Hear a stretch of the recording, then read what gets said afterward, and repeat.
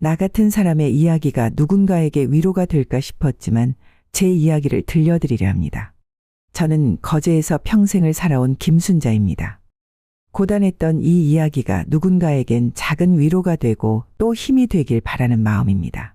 1980년 23세 나이에 저는 중매로 남편을 만났습니다. 남편은 조선소에서 용접공으로 일하는 이대웅이라는 사람이었죠. 조선소 기숙사 근처 허름한 단칸방에서 우리의 신혼생활은 시작되었습니다. 여보, 이불은 내가 정리할 테니 어서 출근하세요. 점심 도시락 여기 있어요. 아이고, 우리 마누라 고마워요. 당신도 식당 일하면서 몸 조심해야 해요. 매일 새벽 4시면 일어나 남편 도시락을 쌌습니다. 김치찌개에 멸치볶음, 시금치 나물, 없는 살림에도 정성껏 반찬을 준비했죠. 남편은 항상 제 도시락을 자랑스레 동료들에게 보여주었다고 합니다. 저는 동네 큰 식당에서 일했습니다. 새벽부터 밤늦게까지 설거지와 밑반찬 준비, 홀서빙까지 잡일을 도맡아 했죠. 식당 주방의 구석구석을 쓸고 닦으며 주방장님의 까다로운 성격에 눈치도 많이 봤습니다. 순자 씨, 손이 그렇게 느려서 어떡해? 빨리빨리 좀 해. 죄송합니다. 빨리 할게요. 하루 종일 서서 일하다 보면 허리가 끊어질 듯 아팠지만 남편을 생각하면 힘이 났습니다. 남편도 조선소에서 하루 종일 용접하며 얼마나 힘들까 싶어 제 고된 일은 참을 만했죠. 퇴근하고 집에 돌아오면 우리의 작은 단칸방은 금세 온기로 가득 찼습니다. 시커먼 용접 자국을 씻어내는 남편의 손을 보면 마음이 아팠지만 그런 날이면 더 맛있는 반찬을 해주려 했었죠. 여보, 이제 조선소에서도 제법 인정받는다오. 조금만 더 고생하면 우리도 좋은 집으로 이사 갈 수 있을 거예요. 괜찮아요. 지금처럼만 살아도 행복해요. 당신만 건강하면 돼요. 남편은 늘 저를 위해 애썼습니다. 월급날이면 꼭 작은 선물을 사왔죠. 작은 손수건 한 장, 때로는 헤어진 고무장갑 대신할 새 고무장갑. 그렇게 사온 소소한 선물들이 저에겐 무엇보다 값졌습니다. 당신 이런 거 사느라 돈 쓰지 말아요. 저는 지금 이대로도 좋아요. 아니에요. 당신이 좋아하는 걸 사줄 때가 제일 행복해요. 봄이면 남편과 둘이서 근처 바닷가를 산책했습니다. 조선소의 커다란 크레인 아래로 지는 석양을 바라보며 우리는 미래를 이야기했죠. 조그만 집이라도 장만하고 아이들 낳아 행복하게 사는 소박한 꿈이었습니다. 여보, 우리도 곧 아이가 생기겠죠? 그럼요. 우리 부부가 이렇게 서로 사랑하는데 하늘이 예쁜 아기를 꼭 보내주실 거예요. 가난했지만 우리만의 작은 행복이 있었습니다. 월급날이면 시장에서 떡볶이 한 접시를 나눠 먹고 휴일이면 남편이 좋아하는 막걸리에 직접 부친 김치전을 만들어 먹었죠. 그때는 몰랐습니다. 그 소소한 행복이 얼마나 소중한 것이었는지. 그렇게 정신없이 일하던 어느 날 저는 첫 아이를 가졌다는 것을 알게 되었습니다. 남편은 딸이길 바랐고 저는 아들이었으면 했죠. 결국 딸이 태어났고 미란이라는 이름을 지어주었습니다. 우리 미란이 똑똑하고 건강하게만 자라다오. 당신 이렇게 예쁜 딸 낳아줘서 고마워요. 이제 내가 더 열심히 해서 우리 미란이 공부도 시키고 잘 키워야겠어요. 미란이가 태어나고 3년 뒤 우리 부부는 둘째 준호를 맞이했습니다. 첫째가 딸이라 그런지 이번엔 꼭 아들이었으면 했는데 제 소원대로 아들이 태어났죠. 여보, 우리 준호 예쁘죠? 준호는 저 어릴 때랑 꼭 닮았어요. 이제 우리 가족 완벽해졌네요. 아들, 딸 골고루 있으니 이게 최고의 행복 아닐까요? 하지만 제가 준호에게 더 많은 애정을 쏟으면서 문제가 시작됐습니다. 미란이가 학교에서 상을 받아와도 대수롭지 않게 넘기고 준호가 작은 것 하나를 해도 과하게 칭찬했죠. 엄마, 저 오늘 우리 반에서 달리기 1등 했어요. 그래? 잘했네. 아, 준호야, 너 내일 준비물이 뭐랬지? 이리 와봐. 식사 때도 아들 앞에만 반찬을 더 놓고 학용품을 살 때도 준호 것을 먼저 골랐습니다. 미란이는 그런 저를 바라보며 점점 마음의 문을 닫아갔죠. 당신, 미란이가 요즘 많이 침울해 보이네요. 혹시 학교에서 무슨 일 있나? 아니에요. 그 애는 원래 조용한 성격이잖아요. 준호처럼 활발하지 않아서 그래요. 남편은 자주 미란이의 편을 들며 저를 나무랐습니다. 하지만 전 그때 그저 둘째라 더 예뻤을 뿐이라고 변명했죠. 엄마는 준호만 좋아하니까 나는 친구들이랑 있을래요. 미란아, 그런 말 하면 안 되지. 엄마가 너도 사랑하는 거 알잖아. 아니에요. 엄마는 준호만 봐요. 저는 이제 상관없어요. 주말이면 미란이는 집에 있는 시간을 피했고 저녁 식사 자리에서도 말없이 밥만 먹었습니다. 어느 순간부터 딸의 웃음소리를 듣기 힘들어졌죠. 그때 저는 몰랐습니다. 제 작은 편애가 딸의 마음에 얼마나 큰 상처를 남기는지. 미란아, 오늘은 엄마랑 같이 시장 갈래? 내가 좋아하는 떡볶이 사줄게. 됐어요. 친구들이랑 약속 있어서요. 이제와 생각해보면 그때 제가 조금만 더 현명했더라면 두 아이를 똑같이 사랑했더라면 하는 후회가 듭니다. 하지만 세상에 후회만으로 되돌릴 수 있는 일은 없나 봅니다. 가정의 평화는 오래가지 못했습니다. 남편은 퇴근할 때마다 제 편애에 대해 이야기를 꺼냈죠. 여보, 오늘도 미란이가 많이 힘들어 하더라고요. 회사 가는 길에 마주쳤는데 학교도 안 가고 공원에 혼자 앉아 있더라고요. 아니에요. 그 애가 원래 혼자 있는 걸 좋아하잖아요. 당신은 아직도 모르는 거예요. 우리 딸이 얼마나 힘들어 하는지. 식사 시간마다 긴장감이 감돌았습니다. 미란이는 말없이 밥을 먹고 서둘러 자기 방으로 들어갔고 아들과 저는 이야기를 나눴죠. 당신, 준호만 챙기는 것 좀 그만해요. 밥상에 반찬도 준호 앞에만 가득하고. 미란이는 뭐가 되겠어? 제가 잘못했나요? 잘못한 걸 알면서 왜 계속 그러는 거예요? 남편과의 다툼은 점점 잦아졌습니다. 용접일로 지친 남편의 얼굴에 걱정 주름이 깊어져만 갔죠. 당신 애들 키우다 보면 이런 실수도 있는 거 아니에요? 실수요? 이건 실수가 아니라 당신의 고집이에요. 미란이 방 한번 들어가 봤어요? 책상 위에 있는 상장들 봤어요? 그게 무슨 소리예요? 우리 딸 매번 상 타와도 당신은 제대로 칭찬 한 번 안 했잖아요. 어느 날은 미란이의 방을 몰래 들여다봤습니다. 책상 서랍에는 구겨진 상장들이 가득했고 일기장에는 제게 하고 싶었던 말들이 빼곡히 적혀 있었죠. 오늘도 엄마는 준호만 챙기셨다. 나는 엄마에게 그저 준호의 누나일 뿐인가 보다. 가슴이 찢어지는 것 같았지만 이미 늦어버린 후였습니다. 미란이는 더 이상 제게 마음을 열지 않았고 주말이면 친구들과 어울린다며 밖으로만 나갔죠. 미란아, 이제 곧 고등학교 입학하는데 엄마하고 새 교복 사러 가자. 됐어요. 아빠랑 갈게요. 미란아, 엄마는 준호나 신경 쓰세요.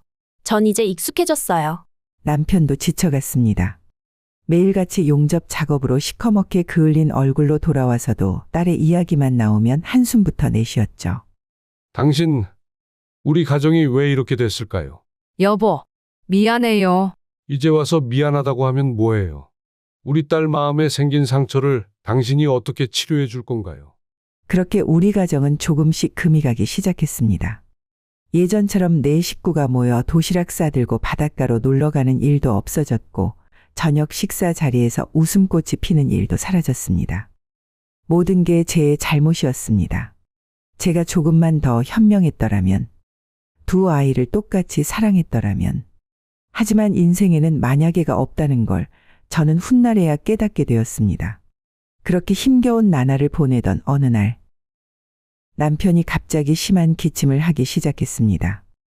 처음에는 단순 감기려니 했지만 기침은 점점 더 심해졌고 급기야 가래에 피가 섞여 나오기 시작했습니다. 여보, 병원에 가봐요. 요즘 기침이 너무 심하잖아요. 괜찮아요.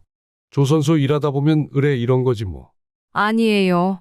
이번엔 너무 오래 하는데 제발 검사라도 받아보세요. 남편을 겨우 설득해 큰 병원에 갔습니다. 의사 선생님은 검사 결과를 보시더니 심각한 표정으로 말씀하셨죠. 30년 동안 용접 작업을 하셨다고요. 검사 결과를 보니 폐가 많이 안 좋으시네요. 정밀 검사를 해봐야겠습니다. 정밀 검사 결과는 청천벽력 같았습니다. 폐암 3기. 의사 선생님의 말씀이 귀에 들어오지 않았습니다. 용접 분진에 장기간 노출되셔서 폐암에 걸리신 것 같습니다. 더 일찍 발견했더라면 좋았을 텐데. 지금이라도 적극적인 치료가 필요합니다.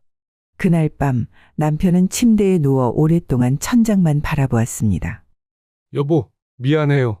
내가 좀 더 일찍 검사를 받았어야 했는데. 무슨 소리예요? 당신이 우리 가족 위해서 얼마나 고생했어요. 하지만 현실은 냉혹했습니다. 항암 치료비는 감당하기 힘들 만큼 높았고 보험으로도 부족했습니다. 남편의 병이 길어지면서 수입은 끊겼고 제 식당 일당으로는 터무니없이 부족했죠. 남편의 기침 소리는 날이 갈수록 거세졌습니다. 밤이면 숨쉬기 힘들어하는 남편을 바라보며 저는 이불 속에서 몰래 울었습니다. 여보, 우리 애들 공부도 시켜야 하고 내가 이러면 안 되는데.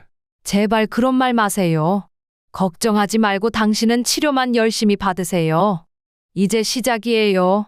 매일 새벽 남편 도시락을 싸던 부엌에서 이제는 항암 치료 후 먹을 미음을 준비했습니다.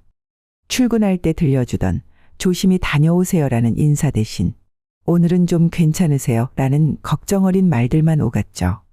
당신, 나 없으면 어떡할 거예요? 왜 자꾸 그런 말을 해요? 미안해요. 당신한테 고생만 시키고. 30년 동안 용접 불꽃 속에서 가족을 위해 일했던 남편.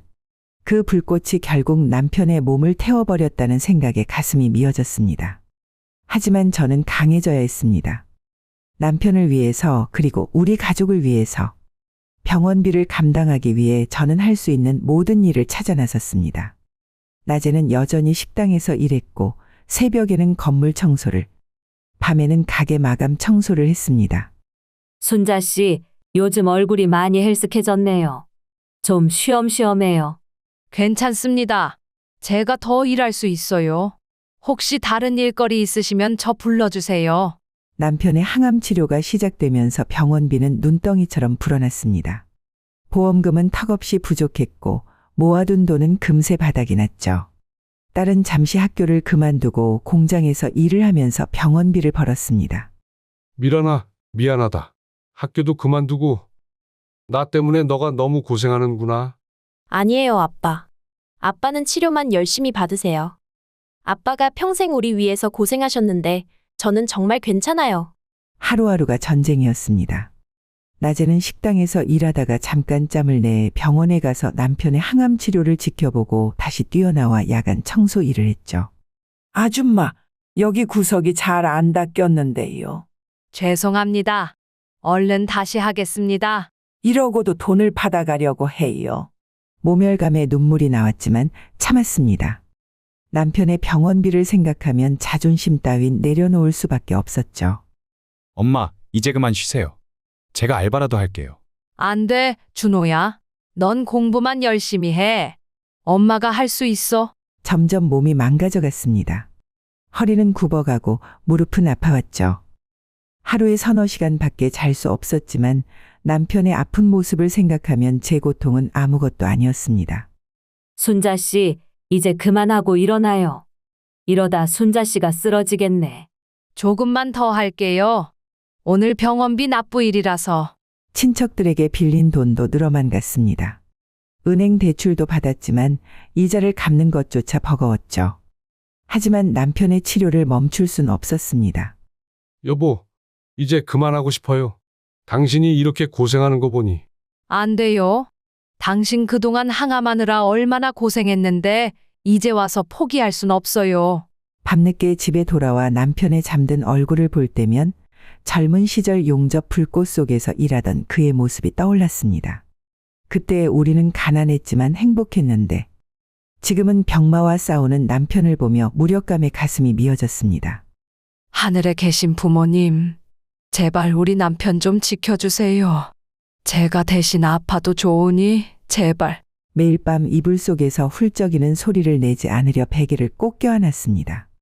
남편이 들을까봐, 아이들이 걱정할까봐. 저 혼자만의 눈물로 밤을 지새웠습니다. 여보, 오늘따라 유난히 하늘이 맑죠? 그동안 당신만 바라보느라 하늘도 제대로 못 봤는데. 그날 아침 남편은 이상하리만치 평온한 얼굴로 창밖을 바라봤습니다. 여러 번의 항암 치료로 얼굴은 헬스케지고 머리카락도 다 빠졌지만 그날만큼은 젊은 시절의 모습처럼 밝아 보였죠. 여보, 우리 처음 만났을 때 생각나요? 당신 머리에 하얀 스카프 쓰고 있었는데 왜 갑자기 옛날 얘기를 하고 그래요? 그냥 문득 생각나서요. 당신 덕분에 참 행복했어요. 평소와 다른 남편의 모습에 가슴이 싸해졌습니다. 그동안 제가 고생한다고 미안하다고만 하던 남편이 처음으로 행복했다는 말을 했거든요. 당신이 우리 미란이 준호 낳아줘서 고마워요. 비록 내가 좋은 아빠는 아니었지만 순자야, 나 조금 피곤하네. 잠깐만 눈 좀 붙일게요. 그렇게 남편은 잠이 들었습니다. 저는 남편 곁에서 손을 꼭 잡고 있었죠.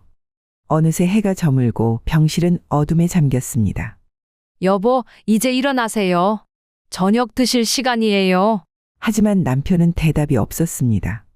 차가워진 손을 만지는 순간 저는 알았습니다. 남편이 저를 떠났다는 것을. 여보, 일어나요. 제발. 그날 밤 병실은 제 흐느낌으로 가득 찼습니다. 25년을 함께한 남편이 마지막으로 미안하다는 말만 남기고 떠났습니다. 아빠가 왜 이러세요? 누나, 엄마, 어떡해. 미란이와 준호가 병실로 달려왔지만 이미 늦었습니다. 남편은 마지막까지 아이들 걱정을 했습니다. 준호에게는 아들, 엄마 잘 부탁한다. 라는 말을, 미란이에게는 고맙다, 우리 딸, 이쁘게 잘 자라다오. 라는 말을 전해달라고 했었죠. 장례를 치르는 내내 저는 울지 못했습니다. 울어도 눈물이 마르지 않을 것 같아서. 남편의 장례식장에는 조선소에서 함께 일하던 동료들이 찾아왔습니다. 형수님, 대웅 형님이 마지막까지 가족 걱정만 하셨다고 해요. 형님 같은 분이 없었는데. 그제서야 저는 알았습니다. 남편이 얼마나 많은 사람들에게 사랑받았는지, 얼마나 성실한 사람이었는지를. 하지만 이제는 너무 늦었습니다. 빈 병실을 정리하면서 남편의 옷장에서 편지 한 통을 발견했습니다. 순자야, 내가 먼저 가게 됐구나. 그동안 고생만 시켜서 미안해. 당신 덕분에 행복한 인생이었어. 이제 당신 힘들게 안 할게요. 미란이, 준호 잘 부탁해요.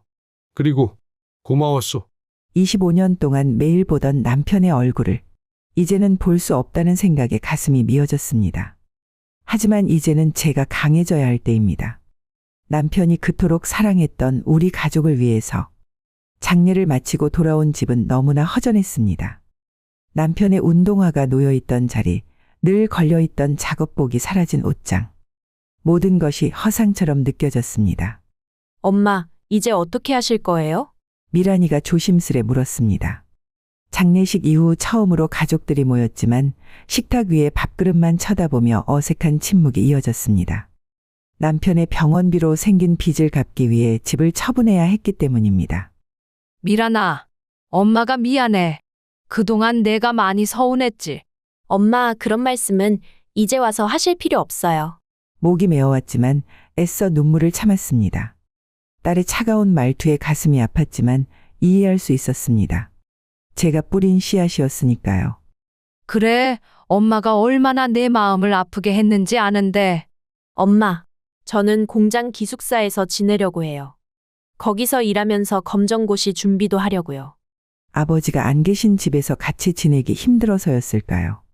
예전에 제가 아들만 예뻐했던 것처럼 이제는 딸이 저를 외면하고 있었습니다. 그렇게 딸과는 더 멀어지게 되었습니다. 저는 식당 일을 계속하면서 아들과 작은 집을 얻어서 살았습니다. 미란이와는 1년에 한 번 정도 서로의 안부를 묻는 전화 통화가 전부였습니다. 남편의 병원비를 벌기 위해 그동안 너무 혹사를 했던 탓일까요? 저도 몸에 무리가 왔는지 관절염이 너무 심해져서 더 이상 식당 일을 할 수가 없게 되었습니다. 관절염은 무조건 쉬어야 좋아진다고 했습니다. 그러던 어느 날 아들이 만나는 사람이 있다고 인사를 하겠다고 했습니다. 엄마, 저 사귀는 사람이 있는데요. 데리고 올게요. 그렇게 며느리 될 아이가 집으로 들어와 같이 살게 되었습니다. 며느리와 같이 작은 집에서 지내려니 서로가 불편했습니다. 첫날부터 저는 눈치를 봐야 했습니다. 며느리는 퇴근하면 TV 소리를 크게 틀었고 제가 있는 건 불편하다는 듯 한숨을 내쉬었습니다. 어머니, 저희가 아침은 안 먹는데 굳이 이렇게 차리지 않으셔도 돼요. 그래도 젊은 사람들이 뭐라도 먹어야지. 저희 생활 패턴이 있으니까 너무 신경 쓰지 마세요. 아들도 점점 달라졌습니다. 예전에 제가 그토록 예뻐하던 아들이었는데 이제는 저를 부담스러워했습니다. 엄마, 진짜 저희 아침 안 먹어도 돼요. 아침부터 부산 떨면 시끄러워요. 준호야, 엄마는 그저 알아요. 하지만 저희도 불편하다고요. 한 달이 못 되어 저는 짐을 쌌습니다. 집에서 쫓겨나다시피 나온 그날 거리에서 한참을 서성였습니다. 남편이 살아있었다면 이런 수모를 당하진 않았을 텐데 하늘에 계신 남편에게도 미안했습니다. 여보, 내가 아이들 차별을 하지 말았어야 했는데 말이에요. 이제 와서 후회해도 소용없네요. 그렇게 예뻐했던 준호가 변할 줄은 몰랐어요. 비가 오는데도 걸을 수밖에 없었습니다. 갈 곳이 없었으니까요. 젖은 옷자락이 무거웠지만 마음은 그보다 더 무거웠습니다. 남편의 병원비로 집도 날리고 이제는 자식들에게마저 버림받은 처지. 세상이 온통 캄캄하기만 했습니다. 집에서 나온 후 저는 고시원에서 생활하기 시작했습니다. 좁디 좁은 방이었지만 그마저도 감지덕지했죠. 다시 일자리를 찾아 나섰습니다. 요즘 식당은 젊은 사람만 쓴다고 하네요. 아줌마 나이로는 어려울 거예요. 그래도 제가 20년 넘게 일했는데 손님들이 젊은 사람을 더 선호해서요. 결국 찾은 것이 파출부 일이었습니다. 인력 소개소를 통해 여기저기 집을 다니며 일했죠. 아줌마, 여기 구석구석 좀 제대로 닦아요. 돈 받고 하는 일인데. 네, 한 번 더 닦을게요. 허리가 끊어질 듯 아파도 참았습니다. 무릎이 시큰거려도 묵묵히 일했죠. 어머, 이게 뭐예요? 이 옷을 건조기 돌리신 거예요? 죄송합니다. 빨래통에 들어있길래. 됐어요. 오늘은 그만하고 가세요. 일당은 반만 드릴게요. 하루 종일 일해도 7만 원. 그마저도 트집을 잡으면서 깎이기 일쑤였습니다. 때로는 일을 다 마쳤는데 오늘은 돈이 없다며 다음에 주겠다던 집주인도 있었죠. 아줌마 요새 일이 없으시죠? 우리 집 화장실 좀 해주세요. 많이는 못 드리고. 이런 식의 전화를 받으면서도 달리 선택권이 없었습니다. 나이든 파출부는 너무 많은데 일자리는 점점 줄어들었으니까요. 밤이면 고시원 좁은 침대에 누워 남편 생각을 했습니다. 여보, 당신이 살아계실 때 내가 더 잘해드릴 걸 그랬어요. 이제 와서 후회해도 소용없지만 그렇게 하루하루를 버텨냈습니다. 하지만 점점 더 힘들어졌습니다. 몸은 늙어가는데 일은 더 고되어만 갔고 사람들의 시선은 더욱 차가워졌으니까요. 이제 더는 살고 싶지 않았습니다. 모든 게 제게는 너무 버거웠어요. 그날도 여느 때처럼 파출부 일을 마치고 돌아오는 길이었습니다. 문득 시래산이 눈에 들어왔죠. 높디 높은 산을 보니 왠지 모를 평화로움이 느껴졌습니다. 여보, 이제 당신한테 가면 될까요? 우리 준호 미란이는 이제 저 없어도 잘 살 수 있을 것 같아요. 깊어가는 저녁 산길을 올랐습니다. 다리는 후들거렸지만 마음만은 이상하게 평온했습니다. 높은 곳에 올라가니 거제의 조선소가 보였습니다. 남편이 20년 넘게 일했던 그곳. 거기 괜찮으신가요? 문득 누군가의 목소리가 들렸습니다. 뒤돌아보니 스님 한 분이 서 계셨죠. 스님, 저는 이제 더 이상 살고 싶지 않아요. 남편도 떠나고 자식들은 저를 외면하고 이 나이에 파출부 일이나 하면서 구박받고 살기가 너무 힘들어요. 눈물이 하염없이 흘렀습니다. 스님은 말없이 제 이야기를 들어주셨습니다. 시주님, 산사에서 하룻밤 머무르며 좀 쉬다 가시는 건 어떠실지요? 그렇게 저는 스님을 따라 산사로 향했습니다. 처음 맡아보는 산사의 향기, 처마 끝에 달린 풍경 소리가 제 마음을 달래주는 것 같았습니다. 세상살이가 힘들다고 해서 포기하는 건 오히려 더 큰 고통을 부르는 법입니다. 시주님께서 겪으신 모든 일들이 다 이유가 있을 거예요. 스님의 말씀이 제 가슴 깊이 와닿았습니다. 그날 밤 오랜만에 편안한 잠을 잤습니다. 스님, 제가 어떻게 살아가야 할까요? 시주님, 지나간 일은 흐르는 물처럼 보내드리세요. 이제부터는 시주님 자신을 위해 사세요. 절에 머무는 동안 저는 많은 것을 깨달았습니다. 남편을 잃은 슬픔, 자식들에 대한 서운함, 세상살이의 고단함. 이 모든 것들을 내려놓을 수 있었죠. 그리고 그곳에서 저는 운명 같은 만남을 했습니다. 절에 다니시는 불자 한 분이 제 이야기를 듣고는 새로운 제안을 해주셨어요. 어머님, 제가 작은 도움을 드리고 싶습니다. 새로운 시작을 해보시는 건 어떠실까요? 그렇게 저는 새로운 희망을 보게 되었습니다. 시래산에서 끝내려 했던 제 인생이 오히려 그곳에서 새롭게 시작되었던 거죠. 떡볶이 가게라. 제가 과연 할 수 있을까요? 절에서 만난 박영민 불자님의 제안은 뜻밖이었습니다. 20년 넘게 식당 일을 했지만 주방장도 아닌 제가 가게를 운영한다는 건 두렵기만 했죠. 어머님, 지금 시장 안에 자리 하나가 비었어요. 제가 보증금은 도와드릴 테니 한번 시작해 보세요. 하지만 전 요리는 잘 모르는데요. 어머님이 20년 동안 주방에서 보고 배운 게 있잖아요. 진심을 담아 음식을 하시면 됩니다. 시장 구석의 작은 가게였습니다. 남편이 살아있을 때 둘이서 자주 들렀던 시장이었기에 더욱 감회가 새로웠습니다. 여보, 내가 이제 장사를 하네요. 당신이 보면 놀라시겠죠? 처음엔 정말 막막했습니다. 떡볶이 양념을 맞추는 것부터 가게 정리하는 것까지. 모든 게 서툴렀죠. 하지만 식당에서 일하며 보고 배운 것들이 하나둘 떠올랐습니다. 사장님, 이 떡볶이 맛있네요. 소스가 특별한 것 같아요. 그래요? 정성껏 만들었는데 맛있다니 고맙네요. 하루하루 정성을 다해 음식을 만들었습니다. 남편 생각하며 끓이는 국물에 준호와 미란이 생각하며 만드는 튀김까지. 제 마음이 담긴 음식을 손님들이 알아주시는 것 같았습니다. 사장님 떡볶이는 뭔가 달라요. 먹으면 마음이 따뜻해져요. 입소문이 나면서 단골 손님이 하나둘 늘어났습니다. 학교 끝나고 들르는 학생들, 시장 상인들. 제 떡볶이를 찾는 손님들이 많아졌죠. 이모님, 요즘 젊은 사람들 사이에서 여기 엄청 유명해요. 그래요? 이 나이에 유명해지다니 신기하네요. 가게가 자리를 잡아가면서 저는 처음으로 제 삶의 주인이 된 것 같았습니다. 더 이상 누구의 엄마도 누구의 아내도 아닌 그저 떡볶이 장사하는 김순자로 살아가는 것이 행복했습니다. 여보, 보고 계시죠? 이제는 제가 돈도 벌고 당당하게 살아가요. 그동안 제가 잘 못 살았던 것 같아요. 이제야 알겠어요. 진짜 행복이 뭔지. 가게 문을 열고 닫으며 매일 작은 행복을 느꼈습니다. 누군가에게 기대지 않고도 구박받지 않고도 살 수 있다는 것. 그것만으로도 감사했습니다. 엄마, 너무 달라지셨네요. 어느 날 저녁 가게 문을 닫으려는 참에 미란이가 찾아왔습니다. TV에서 제 이야기가 방송된 후였죠. 시장 속 작은 떡볶이 가게의 기적이라는 제목으로요. 그동안 잘 지냈니? 네, 저기 엄마, 제가 그동안 죄송했어요.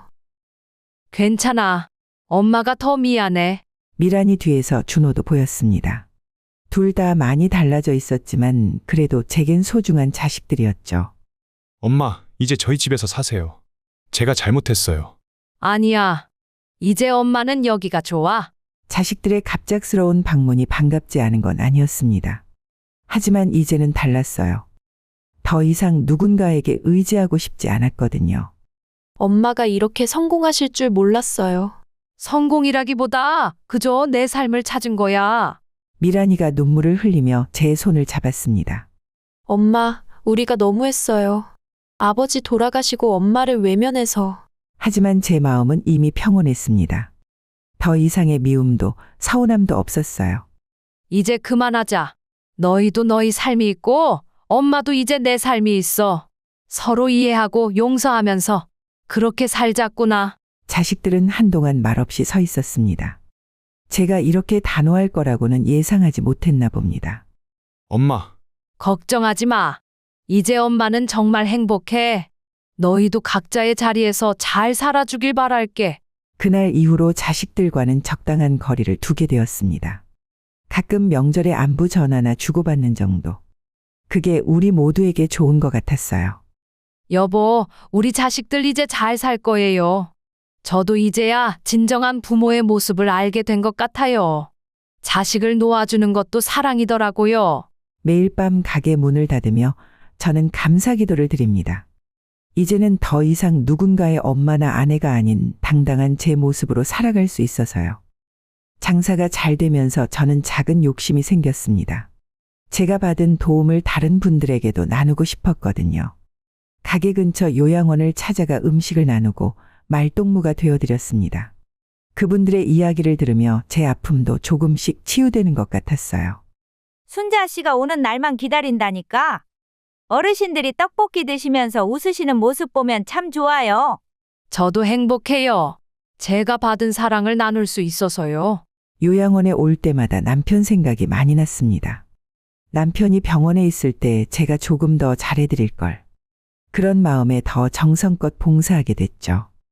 여보, 이제는 제가 다른 분들을 도울 수 있네요. 당신이 보면 뿌듯해 하시겠죠?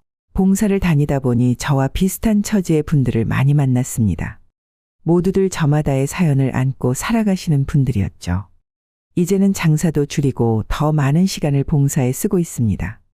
욕심내지 않고 제가 할 수 있는 만큼만 그렇게 하루하루를 보내고 있어요. 가끔 시래산에 올라가 멀리 보이는 바다를 바라봅니다. 그날 밤 저를 붙잡아 주신 스님의 말씀이 떠오르곤 해요. 이제는 알겠어요. 제가 왜 그날 살아남았는지. 더 많은 사랑을 나누라고 하늘이 저를 지켜주신 거겠죠? 인생은 참 알 수 없더군요. 끝이라고 생각한 순간이 새로운 시작이 되고 가장 힘들 때 만난 인연이 인생을 바꾸기도 하죠. 여러분도 힘들 때마다 기억하세요. 우리에겐 언제나 다시 시작할 용기가 있다는 것을. 구독과 좋아요, 알림 설정해 주시면 다음 사연도 가장 먼저 만나보실 수 있습니다. 늦가을에 쌀쌀한 바람이 창문을 두드리는 저녁, 김씨 할머니는 평소처럼 텔레비전 앞에 앉아 있었습니다. 올해 칠순을 맞이한 그녀의 얼굴에는 세월의 흔적이 고스란히 새겨져 있었습니다. 20년 전 남편을 먼저 하늘나라로 보내고 홀로 막내 아들 민우를 키워낸 세월이 그대로 묻어났습니다. 어머니, 이번 주말에 제가 올라갈게요. 드릴 말씀이 있어서요. 늦은 저녁 걸려온 민우의 전화는 평소와는 달리 어딘가 긴장된 목소리였습니다.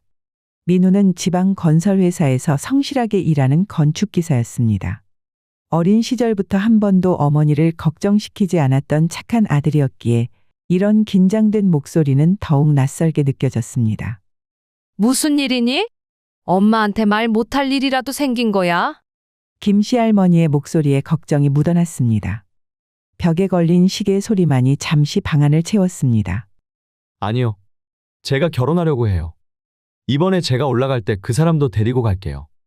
뭐라고? 결혼이라고? 김씨 할머니는 놀라움을 감추지 못했습니다. 어릴 때부터 무슨 일이 있으면 항상 어머니와 상의하던 아들이었는데 여자친구가 있다는 얘기조차 하지 않다가 갑자기 결혼 얘기를 꺼내니 당황스러울 수밖에 없었습니다. 어머니, 걱정하지 마세요. 좋은 사람이에요. 만나보시면 아실 거예요. 민우의 목소리에는 설렘과 확신이 묻어 있었습니다. 하지만 김씨 할머니의 마음 한구석에는 왠지 모를 불안감이 자리 잡았습니다. 오랜 세월 시장에서 채소 장사를 하며 수많은 사람들을 만나온 그녀의 직감이 무언가 석연치 않음을 느끼고 있었습니다. 밤이 깊어갈수록 김씨 할머니는 아들의 갑작스러운 결혼 소식을 곱씹어 보았습니다. 사춘기 시절에도 한 번도 탈 없이 자란 아들이었기에 이번에도 분명 잘 선택했을 거라 믿고 싶었습니다. 하지만 마음 한켠의 불안감은 쉽게 가라앉지 않았습니다. 창밖으로 달빛이 스며들어오는 늦은 시각, 김씨 할머니는 남편의 사진을 바라보았습니다. 여보, 우리 막내가 장가를 가네요. 당신이 살아계셨으면 얼마나 좋아하셨을까? 그녀의 목소리에는 그리움과 걱정이 뒤섞여 있었습니다. 토요일 오후 김씨 할머니의 집 거실에는 긴장된 공기가 감돌고 있었습니다. 차려진 다과상 위로 김씨 할머니가 늘 쓰던 차포트에서 따뜻한 국화차 향이 피어올랐습니다. 어머니, 저희가 왔습니다. 현관문이 열리고 민우의 목소리가 들렸습니다. 뒤이어 들어선 서연은 단정한 하늘색 원피스 차림이었습니다. 키가 크지 않은 날씬한 체구에 긴 생머리를 한 그녀는 첫인상부터 수수하고 단아해 보였습니다. 안녕하세요, 어머님. 처음 뵙겠습니다. 서연이 공손하게 인사를 올렸습니다. 목소리는 조용하고 나지막했지만 또렷했습니다. 김씨 할머니는 예의 바른 모습에 첫인상이 나쁘지 않았습니다. 앉으렴. 멀리서 오느라 고생했구나. 차를 마시며 이야기를 나누는 동안 김씨 할머니는 서연을 자세히 살폈습니다. 서연은 서울의 작은 회사에서 일하고 있었고 마침 회사가 김씨 할머니의 집 근처였습니다. 부모님은 일찍 돌아가셨다고 했고 언니가 식자재 납품 사업을 하며 조카 한 명과 함께 살고 있다고 했습니다. 저희 언니가 사업하느라 바빠서 오늘은 못 왔어요. 다음에 꼭 인사드리러 오겠다고 했습니다.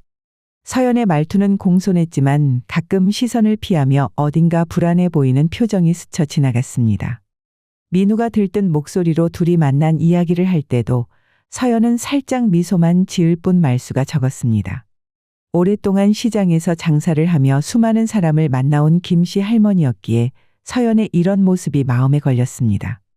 하지만 일찍 부모님을 여의고 힘들게 자란 탓에 어두운 구석이 있는 거라고 생각했습니다. 어머님, 제가 서연이를 처음 봤을 때부터 이 사람이다 싶었어요. 정말 착하고 마음이 예쁜 사람이에요. 민우의 눈빛은 확신에 차 있었습니다.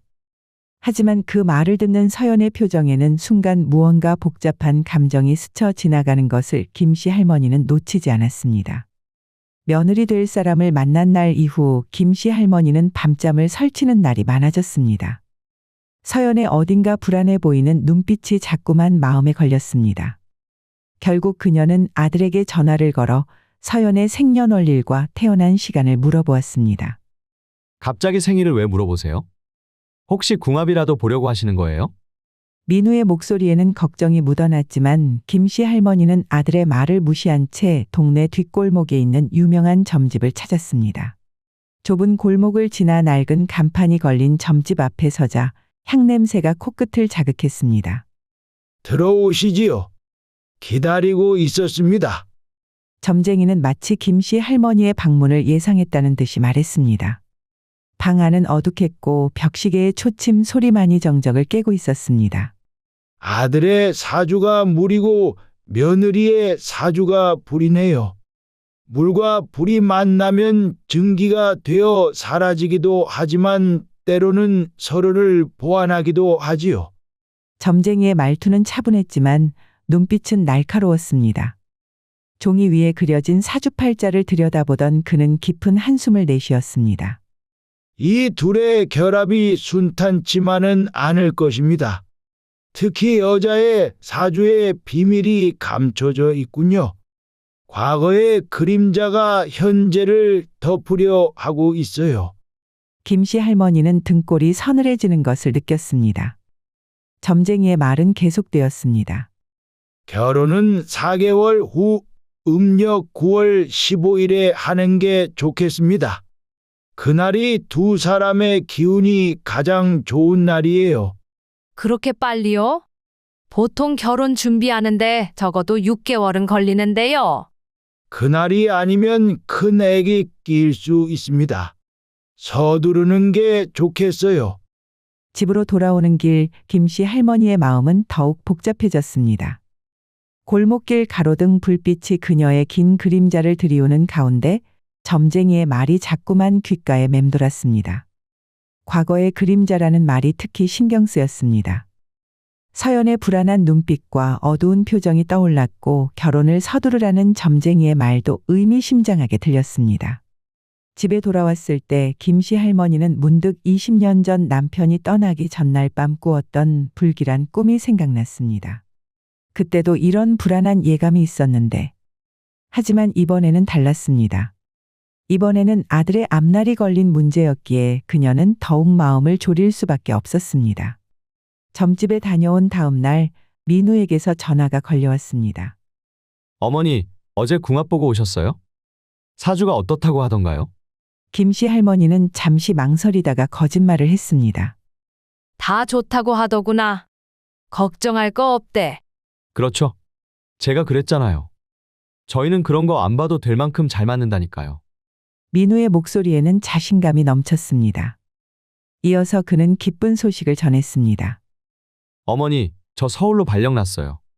서연이 회사도 어머니 집 근처니까 거기 근처에 원룸 구해서 신혼살림 차릴 거예요.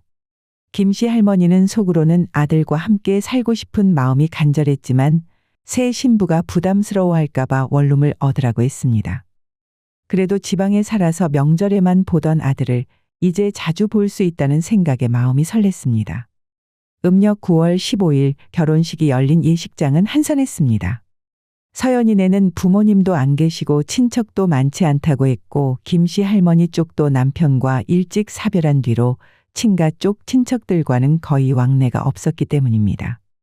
하지만 오히려 조촐한 결혼식이 두 사람의 순수한 사랑을 더 돋보이게 했습니다.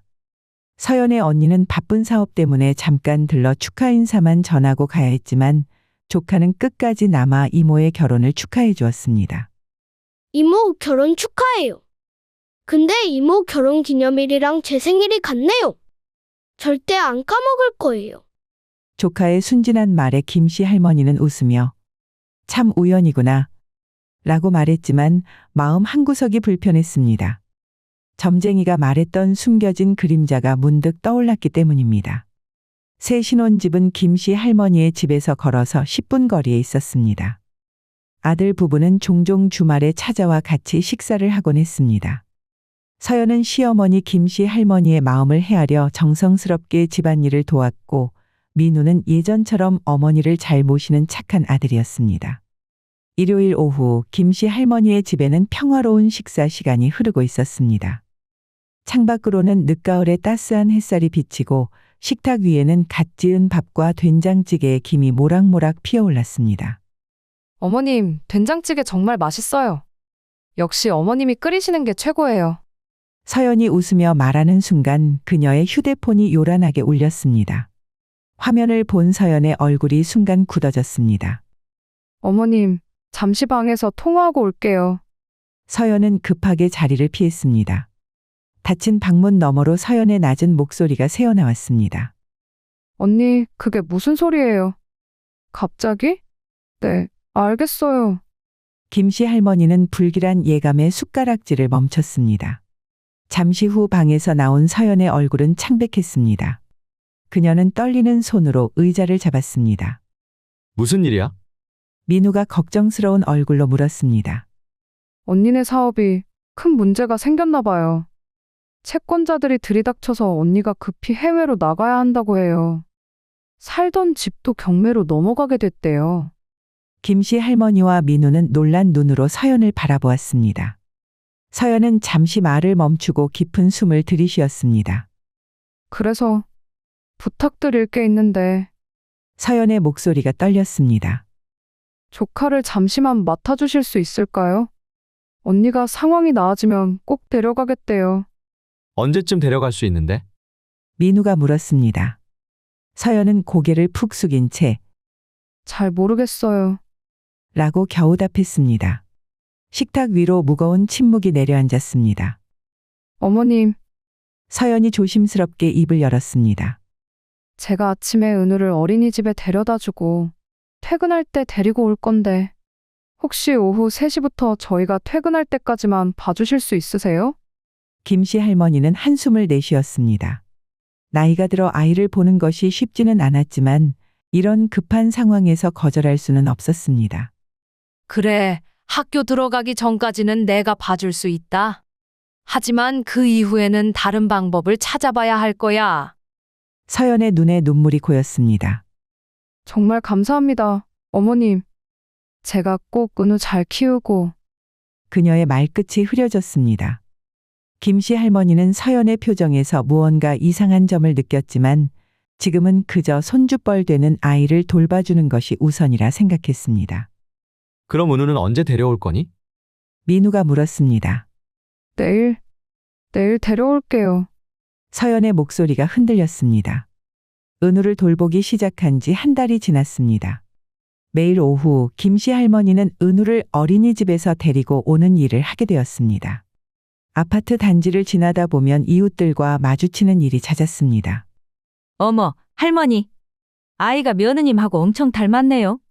쏙 빼닮았어요. 이웃집 박씨 아주머니가 은우를 보며 말했습니다. 김씨 할머니는 어색한 웃음을 지으며 대답했습니다. 그래요?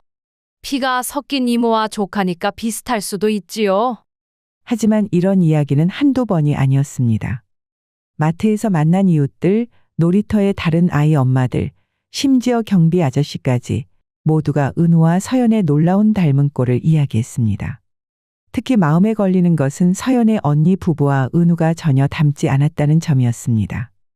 어느 날 김씨 할머니는 은우와 함께 멸치를 다듬다가 특이한 점을 발견했습니다.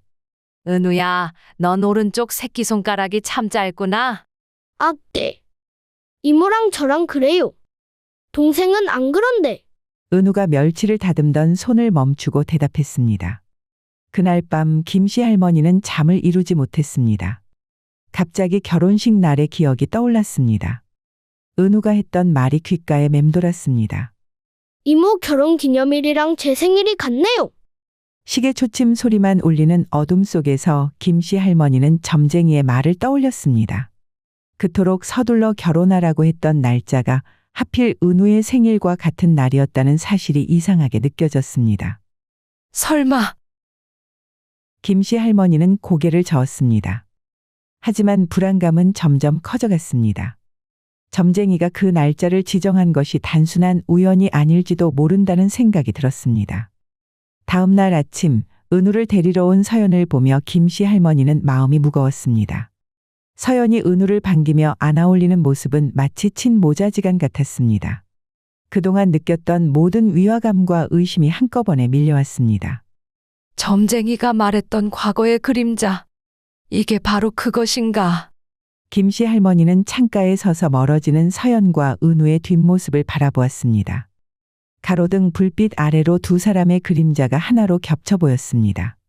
김씨 할머니는 커져가는 의심을 가슴속에 묻어두고 있었습니다. 막내 아들의 평화로운 가정을 지키고 싶었기 때문입니다.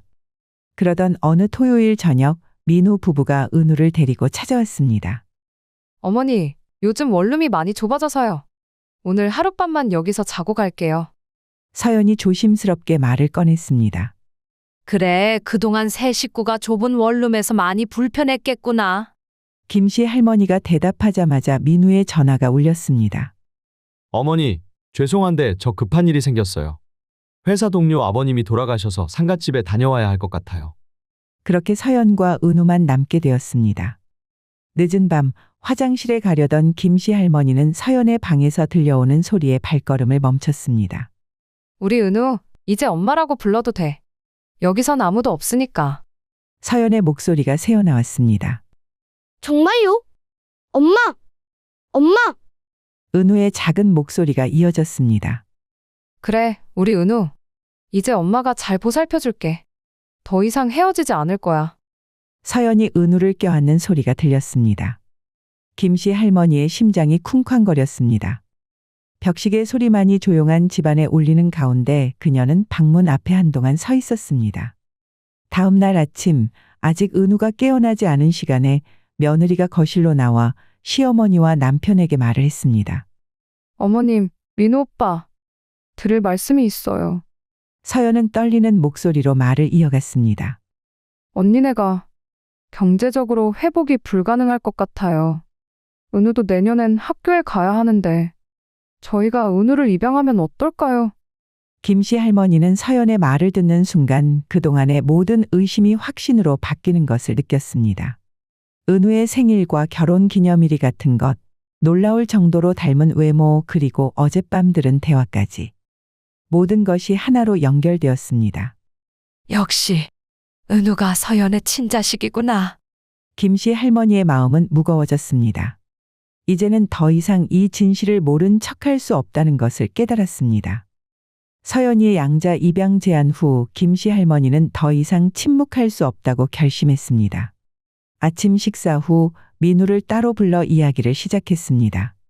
민우야, 엄마가 할 말이 있구나. 김씨 할머니의 목소리는 무거웠습니다. 벽시계의 초침 소리만이 긴장된 공기를 가르고 있었습니다. 어머니, 무슨 일이세요? 은우가 서연이를 너무 닮았어. 어젯밤에는 은우가 서연이를 엄마라고 부르는 것도 들었어. 민우의 얼굴이 순간 굳어졌다가 이내 밝아졌습니다. 어머니, 그건 당연한 거예요. 피가 섞인 이모와 조카니까요. 그리고 은우가 어린이집에서 놀림 받을까봐 그랬을 거예요. 하지만 김씨 할머니는 고개를 저었습니다. 아니야, 민우야. 은우는 서연이 언니 부부의 자식이 아닌 것 같아. 서연이 급하게 말을 잘랐습니다. 어머님, 그게 무슨 말씀이세요? 절대 그럴 리가 없어요. 김씨 할머니는 천천히 숨을 고르며 말을 이었습니다. 그렇다면 증명해 보렴. 은우를 양자로 드리고 싶다면 언니가 은우를 출산했던 병원 기록을 가져오면 되잖니. 순간 서연의 얼굴이 창백해졌습니다. 그녀의 손이 미세하게 떨리기 시작했습니다. 그게 7년 전 일이라 기록이 남아있을지 모르겠어요. 옛날 일이라고? 요즘은 병원 기록 다 전산화되어 있잖니. 일주일이면 충분할 거야. 서연은 잠시 침묵하다가 힘없는 목소리로 대답했습니다. 알겠어요. 일주일만 시간을 주세요. 언니한테 연락해서 기록을 찾아보겠습니다. 민우는 여전히 상황을 이해하지 못한 듯했습니다. 어머니 왜 이러세요? 서연이를 이렇게까지 의심하시면. 하지만 김씨 할머니의 마음은 이미 확고했습니다. 진실을 밝혀야만 한다는 결심이 서 있었습니다. 서연이 돌아간 후 거실에 남은 두 사람 사이로 무거운 정적이 내려앉았습니다. 이제 일주일 후면 모든 것이 드러날 것이라는 예감이 김씨 할머니의 가슴을 짓눌렀습니다. 일주일이 지나고 은우를 어린이집에 보낸 후 세 사람이 거실에 모였습니다. 아침 햇살이 창문으로 비치고 있었지만 방 안의 공기는 차갑게 느껴졌습니다. 서연은 두 손을 무릎 위에 올려놓고 있었지만 떨림을 감추지 못했습니다. 시계 소리만이 방 안을 채우는 긴 침묵이 이어졌습니다. 병원 기록은 찾았니? 김씨 할머니가 조용히 물었습니다. 서연의 눈에서 눈물이 흘러내렸습니다. 죄송합니다. 더 이상은 거짓말할 수 없을 것 같아요. 민우가 놀란 눈으로 서연을 바라보았습니다. 서연아, 무슨 소리야? 7년 전 혼인신고는 하지 않았지만 같이 살림을 차린 사람이 있었어요. 하지만 성격 차이로 1년도 안 되어 헤어지게 됐어요. 서연의 목소리가 떨렸습니다. 그녀는 잠시 숨을 고르고 다시 말을 이었습니다. 그런데 그때 이미 제가 임신을 한 상태였어요. 혼자서 아이를 키울 자신도 없었고 너무 두려웠어요. 그래서 아이가 없던 언니네가 키워주기로 했던 거예요. 민우의 얼굴이 창백해졌습니다. 그럼 은우는? 네. 은우는 제가 낳은 제 아이예요. 서연의 눈물이 뺨을 타고 떨어졌습니다. 그녀의 어깨가 흔들렸습니다. 처음엔 그냥 이모로 지내려고 했어요. 하지만 민우 오빠를 만나고 오빠가 너무 좋았어요. 그리고 은우도 가까이서 볼 수 있다는 생각에 그만 제가 너무 어리석었어요. 김씨 할머니는 한숨을 내쉬었습니다. 점쟁이가 말했던 과거의 그림자가 바로 이것이었구나 싶었습니다. 그래서 언니네 사업 실패도? 네. 다 거짓말이었어요. 은우를 제가 키우고 싶어서 더 이상 숨기고 싶지 않았어요. 방 안에는 무거운 침묵이 내려앉았습니다. 창밖에서 들려오는 새소리만이 이 순간의 무게를 더해주고 있었습니다. 민우는 한동안 말을 잇지 못했습니다. 그의 주먹이 무릎 위에서 굳게 쥐어졌다가 천천히 풀어졌습니다. 어떻게 이런 중요한 사실을 숨길 수가 있어? 민우의 목소리는 떨리고 있었습니다. 분노와 배신감 그리고 실망감이 뒤섞인 목소리였습니다. 서연은 고개를 깊이 숙인 채 흐느꼈습니다. 미안해요. 정말 미안해요. 이런 비밀을 털어놓으면 오빠가 떠날까봐 너무 두려웠어요. 그래서 이런 거짓말을 한 거야? 결혼 전에 아이가 있다는 사실을 숨기고 그 아이를 조카라고 속이고. 이게 말이 되는 거야? 민우가 자리에서 벌떡 일어났습니다. 오빠, 제발. 이제 끝이야. 서로 솔직하지 못한 사람과는 결혼 생활을 할 수 없어. 지금 당장 은우 데리고 나가. 난 당분간 어머니 집에서 지낼 거야. 김씨 할머니는 조용히 두 사람을 지켜보았습니다. 민우의 얼굴은 분노로 일그러져 있었고 서연은 흐느끼며 그 자리에 주저앉았습니다. 어머님, 정말 죄송합니다. 서연이 떨리는 목소리로 말했습니다. 지금 당장 짐 챙겨. 더 이상 이 집에 있을 자격이 없어. 민우는 차갑게 말했습니다. 서연은 천천히 일어나 은우의 방으로 향했고 민우는 창밖만 바라보며 서 있었습니다. 방 안에는 무거운 침묵만이 가득했습니다. 김씨 할머니는 한동안 창밖을 바라보던 민우에게 조심스럽게 물었습니다. 아직도 서연이를 사랑하니? 민우의 어깨가 미세하게 떨렸습니다. 서연이를 사랑한다면 정말 헤어질 수 있겠니? 헤어지지 못할 것 같다면 은우와 함께 새로운 가정을 꾸리는 게 너희들의 길일 수도 있어. 민우는 떨리는 목소리로 대답했습니다. 하지만 은우를 볼 때마다 서연이의 과거가 떠오를 것 같아요. 김씨 할머니는 깊은 한숨을 내쉬었습니다. 그건 내가 평생 감내해야 할 거야. 나는 네가 서연이를 진심으로 사랑한다면 함께 키우는 게 맞다고 봐. 하지만 최종 결정은 내가 해야 해. 민우는 말없이 고개를 숙였습니다. 대답은 없었지만 그의 뺨을 타고 눈물이 흘러내렸습니다. 그 눈물에는 분노와 사랑, 미래에 대한 두려움이 모두 담겨 있었습니다. 다음 날 아침, 이른 시간에 초인종이 울렸습니다.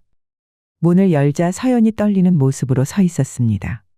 그녀의 눈은 붉게 부어 있었고 밤새 잠을 이루지 못한 듯했습니다.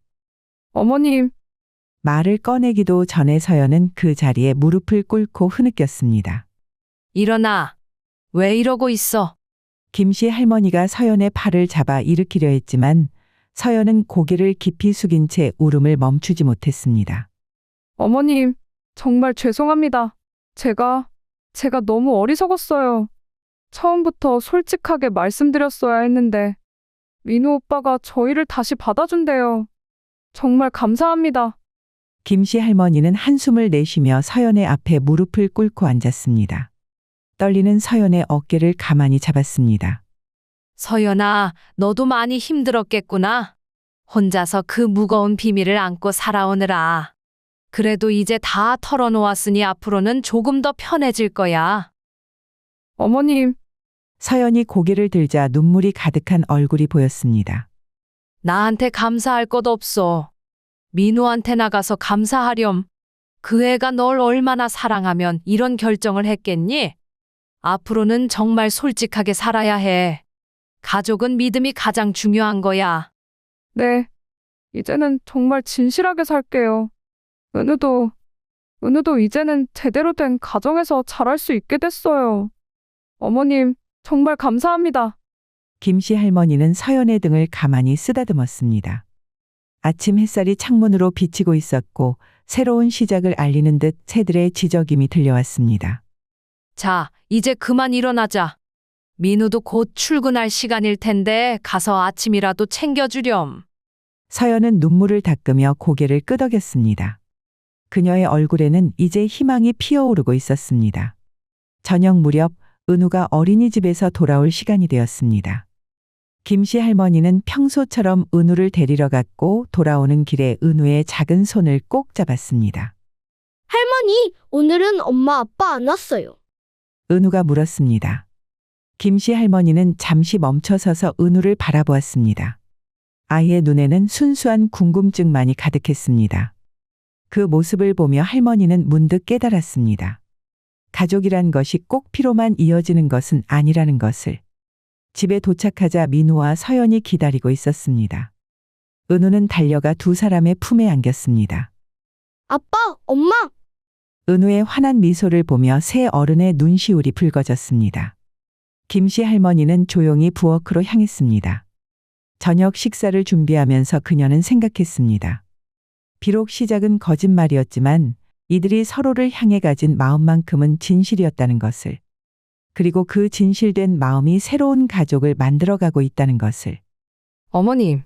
서연이 부엌으로 따라왔습니다. 이제부터 시작이야. 진짜 가족으로 살아가는 거야. 김씨 할머니가 말했습니다. 저녁 식탁에 둘러앉은 네 사람의 모습은 평화로워 보였습니다. 앞으로도 힘든 시간이 있겠지만 이제는 진실 위에 서 있는 가족이었습니다. 창밖으로 저녁 노을이 따뜻하게 비쳐들었고 식탁 위로는 정겨운 이야기 소리가 가득했습니다. 오늘 영상이 마음에 드셨다면 구독과 좋아요를 꼭 눌러주세요. 매일 여러분의 이야기를 전달해 드리겠습니다. 여러분의 행복한 인생을 응원합니다.